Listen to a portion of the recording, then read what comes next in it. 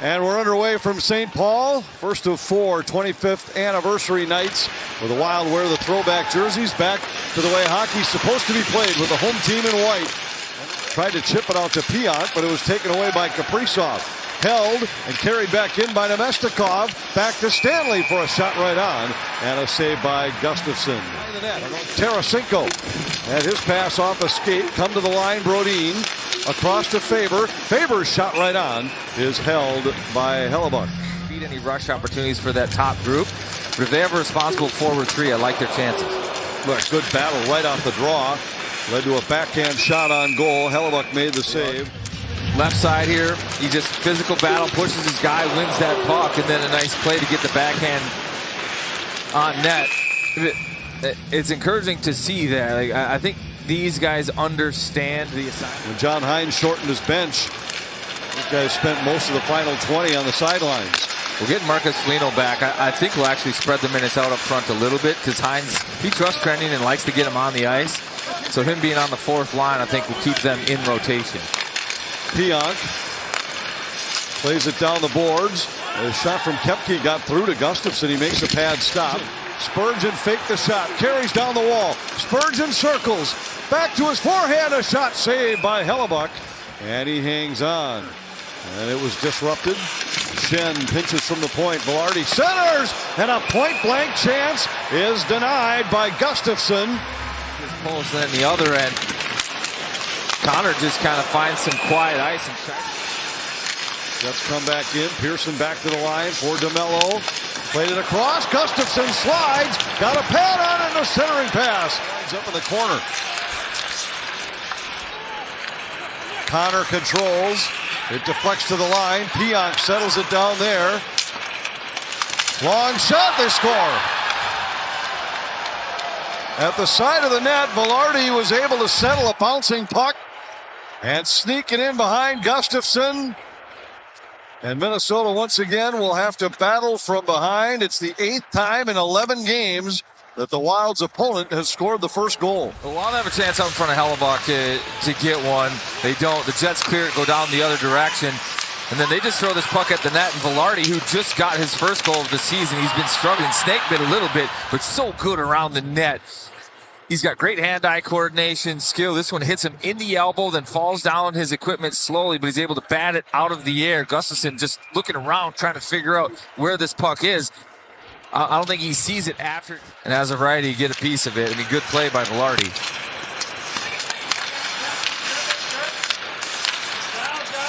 Wild in familiar spot where the game had been good, and now they find themselves down 2-0. As Nemestikov deflects this one by Gustafsson. And as good a start as this was for Minnesota for the first 10 minutes, the Jets scored twice in less than a minute and have a 2-0 lead. And after big moments in the game, rebounding and grabbing control of momentum or stopping it, but Taves wins the faceoff. The Jets kind of go around the world, and another tip out in front just finds its way on net and through Gustafsson.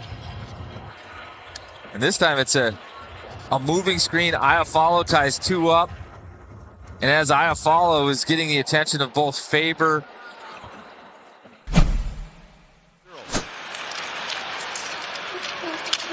Kaprizov spins out of the corner with it. For Spurgeon, a shot. Save, Hellebuyck, rebound. It's waved off. The puck's still loose. Now the net's loose. Boldy tried to bat this puck out of the air. The Wild thought at one point that it had crossed the line, but it was waved off immediately.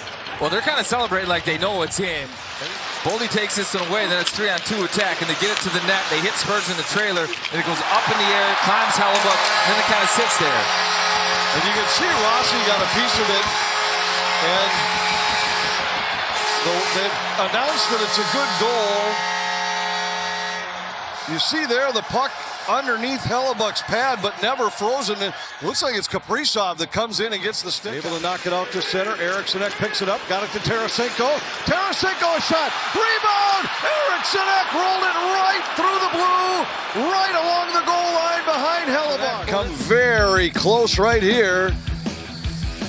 Eriksson Ek just couldn't sneak it past the post. Pionk lost it.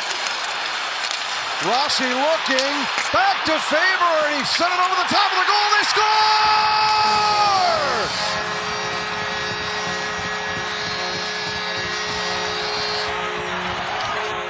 Faber fired the first one over the top of the goal, but cashes in on the rebound, his first of the year. Oh, patience, my goodness. Pionk turns this one over, and then Rossi waits, gives it to Hartman. They don't force a shot. Again, don't force a shot. They hit Brock Faber out front, and they get a great bounce. It goes off the end glass, up, back, over the net, hits Hellebuyck, and he kicks it and propels it into his own net. But great patience from the group out front. They don't force a shot. Have a few of those guys, and it's no small part of the way things have gone here tonight to see another one back in the lineup in Marcus Foligno. The way it's helped solidify the team and the lines. Tied up on the end boards, a bouncing puck out front. Rossi just off the bench had 2 whacks at it, and Hellebuyck comes up with a save. In this battle, I believe, holding him off, and then just gets it up over. Hellebuyck's got no clue where this is, and it drops like a can of corn right in the slot. Rossi, though, can't settle the rolling puck and just kind of hits it right into the pad. But how about Hellebuyck there, though, too, like recognizing last second, shutting down 5-hole because it was headed in that direction.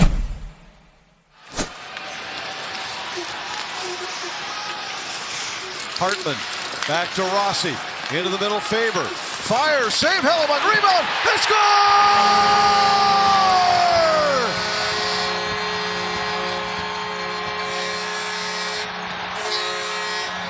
Ryan Hartman pounds it in, Minnesota leads. Like here it is, that's Hartman on the side, settles it down, finds relief, and now goes to the net. In the first intermission, Marcus Foligno talked about you can't have too many guys right at the net clogging it up. Like you almost have to spread the defense of the Jets out a little bit. So Ryan Hartman moving in there does a good job. Actually, it looks like it goes in off the knee of Luke Schenn. We'll have to wait to see if it's credited to Hartman or Johansson, who both were there. But yeah, Hartman got a swipe at it. Don't know if it comes. Eriksson Ek rides Pionk into the wall.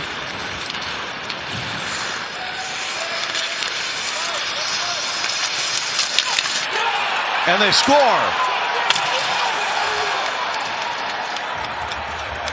Right off the zone entry, Niederreiter and Nyquist converge at the net. Wild Wingers connect on this line. It's former Wild Wingers. Niederreiter and Nyquist. Nyquist driving that puck to the net, and I believe it's Niederreiter who jams this one home. Yeah, couldn't tell based on the stick.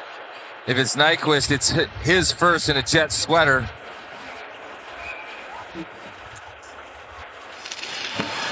Shot goes wide. Spurgeon fires, and a save by Hellebuyck.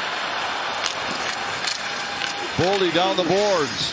Tried to go short side. Hellebuyck hugging the post, and he has it frozen. Hangs on here, his 32nd save of the night in a 3-3 game.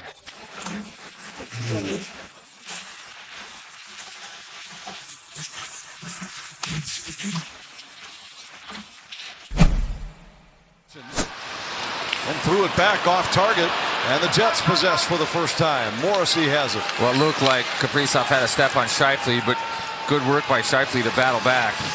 Scheifele drops it back to Connor. A shot, he scores. And the Jets win it in overtime in the opening minute.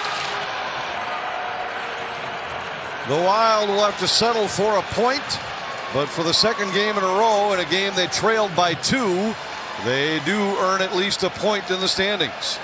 Puck on his stick with a chance to win it after the turnover by Kaprizov. And the Jets, big guns, Morrissey, Scheifele, Connor, make them pay. It's our home furniture play of the game. Yeah, it's a miscommunication by Ek and Faber there. Scheifele drops this to Connor, and Connor, he has an odd-looking shot and release. It's more of a whip from the core than it is a snap from the wrists, and Gustafsson